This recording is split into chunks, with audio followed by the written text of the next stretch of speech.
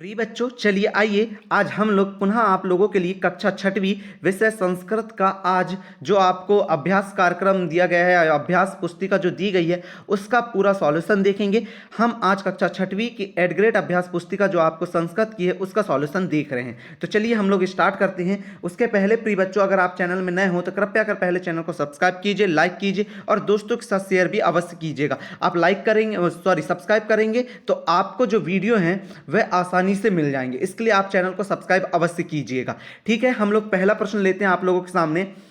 स्वर वर्णेषु प्रथम वर्ण का अस्ति। स्वर वर्णेषु प्रथम वर्ण का अस्ति मतलब आपसे बोल रहा है स्वर्ण वर्ण का जो स्वर है उनका पहला वर्ण क्या है। तो स्वर्ण वर्ण का पहला वर्ण क्या होता है? आ होता है। तो आप पहले का उत्तर लिख लीजिएगा आ। दूसरा प्रश्न है री वर्णस्य प्रयोगम कृत्वा को अपि एक शब्दम लिखत। री शब्द का उपयोग करते हुए एक शब्द को लिखना है आपको। तो देखिए हमने यहाँ पर रिक्शा लिखा है, आप भी लिख लीजिएगा। ठीक है प्रिय बच्चों, दूसरे का क्या हो जाएगा? री वर्ण का उपयोग करते हुए हमें एक शब्द लिखना था, जो हमने क्या लिखा है? रिक्शा लिखा है। ठीक है, आप ऋषि लिख सकते हैं, ऋतु लिख सकते हैं, जो आपको मन करे वह लिख सकते हैं। ठीक है, अगला प्रश्न देखिए। अगला प्रश्न है प्रिय बच्चों व्यंजन वर्णेषु चतुर्थ वर्ण का अस्ति। अब आपने व्यंजन वर्ण पढ़ा है तो व्यंजन वर्ण में चौथा वर्ण कौन सा है? तो आपको पता है का से चालू होते हैं, तो का, खा, गा, घा। घा जो है आपका क्या है? व्यंजन वर्ण है। तो आप चतुर्थ व्यंजन वर्ण का नाम क्या लिखेंगे? घा लिखेंगे। ठीक है प्रिय बच्चों, अगला देखिए व्यंजन वर्णेषु अंतिम व्यंजन वर्ण का अस्ति। अंतिम व्यंजन वर्ण बोला है तो अंतिम व्यंजन वर्ण ज्ञा, ज्ञानी का या ज्ञा होता है। तो आप लिख लीजिएगा वहां पर क्या? ज्ञा लिखिएगा। ठीक है, पंच पशुनाम नामानी लिखत। अब एक वाक्य में उत्तर लिखना है अपने को। उसमें प्रश्न नंबर 5वां है पंच पशुनाम नामानी लिखत। 5 पशुओं के नाम लिखिए। अब हमको संस्कृत में लिखना है, हिंदी में नहीं लिखना। तो देखिए पहला नाम क्या लिखा है? धेनु गाय, अजा बकरी, वृषभा बैल, गर्दभा गधा और महिषा, महिषा मतलब होता है भैंस। तो इस प्रकार से हमने 5 पशुओं के नाम लिख लिया है। आप भी आसानी से लिख लेंगे और कोई भी दिक्कत जाती है तो कमेंट कीजिए, कमेंट करके आप पूछिए, मैं आपको वहां पर तुरंत उत्तर दूंगा आप लोगों का। ठीक है प्रिय बच्चों, अगला प्रश्न देखते हैं।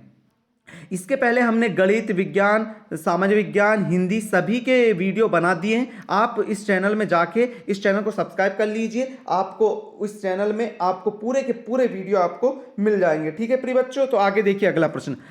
अधोलिखित व्यंजनानि क्रमानुसार स्थाप्यत। अब ये जो आपको व्यंजन वर्ण दिए गए हैं, इन व्यंजन वर्ण को आपको क्रम से जमाना है। हमको पता है पहले का आता है, फिर खा आता है, फिर गा आता है, फिर घा आता है और फिर इंगा आता है, तो डा आता है। तो इस प्रकार से आप पूरे व्यंजन वर्णों को क्रम से जमा के लिख लीजिएगा। ठीक है, आगे देखिए के संयुक्त व्यंजनानी संति। कौन कौन से संयुक्त व्यंजन हैं? तो हमको पता है छ, त्र, ज्ञ और स्र ये पूरे क्या हैं? व्यंजन वर्ण हैं। और व्यंजन वर्ण कैसे हैं? ये संयुक्त व्यंजन है। संयुक्त व्यंजन मतलब जो 2 या 2 से अधिक वर्णों से मिलकर बने हो, स्वर या व्यंजन से मिलकर बने होते हैं, वो क्या कहलाते हैं? संयुक्त व्यंजन कहलाते हैं। ठीक है प्रिय बच्चों, तो आप लोग लिख लीजिएगा। उम्मीद है आपको समझ आया हो।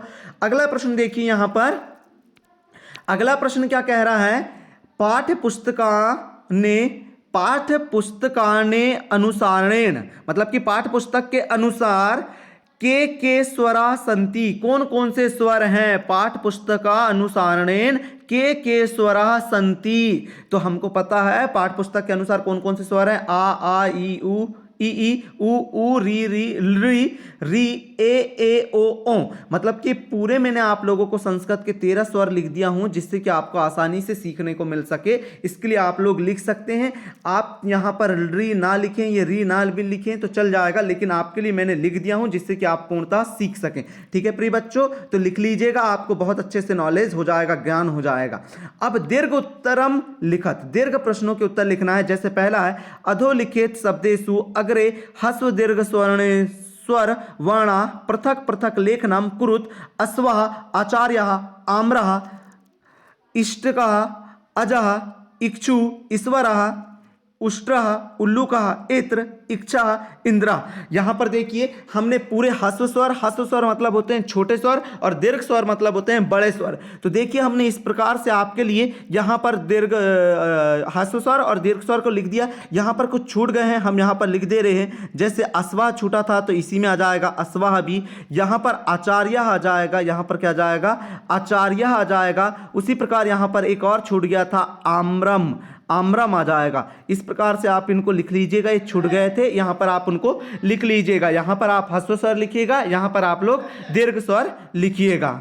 तो इस प्रकार से हमने इस प्रश्न का भी उत्तर कर लिया है। अगर आपको कोई दिक्कत है तो आप मुझे कमेंट करके पूछिएगा, मैं वहां पर आपको इसका भी उत्तर, अगर कुछ भी डाउट है तो वहां पर आपको उत्तर दे दूंगा। ठीक है, अगला प्रश्न देखिए। अगला प्रश्न क्या है, अब आपको कह रहा है व्यंजन शब्दान क्रमेण स्थाप्यात्। अब ये व्यंजन वर्ण दिए गए हैं, इनको स्थापित करना है आपको क्रम से जमाना है। तो पहले वाले के व्यंजन वर्ण को देखिए हमने क्रम से जमाया, खा, च, ड, ठ, था। उसी प्रकार यहां पर देखिए दूसरे वाले को जमाया है, का, ज, इंगा, दा, दा। फिर अगला देखिए यहां पर तीसरे नंबर वाले में क्या है, गा, घ, छ, ड, प। अगला देखिए ये वाला छ, ण, ध, ब, म।